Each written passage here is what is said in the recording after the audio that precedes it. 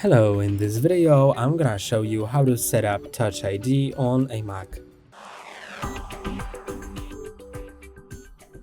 If you have a MacBook that supports Touch ID or an iMac, Mac Mini, Mac Studio which has a Magic Keyboard with Touch ID connected, then you can go to System Settings, which you can access by going to the Apple logo, then System Settings. Then go to Touch ID and Password.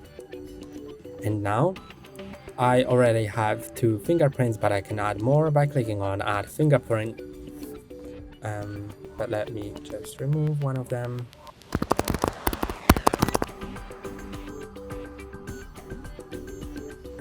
And then click on Add Fingerprint and place your finger on the Touch ID.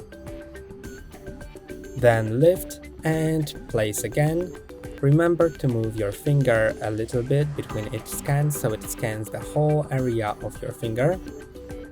Then when it says keep going to capture the edges of your fingerprint, try scanning the edges of the fingerprint. Then click on Done. And now, from now on, you can unlock your Mac and do other things with the Touch ID. And that's all for today. Don't forget to like and subscribe. See you next time.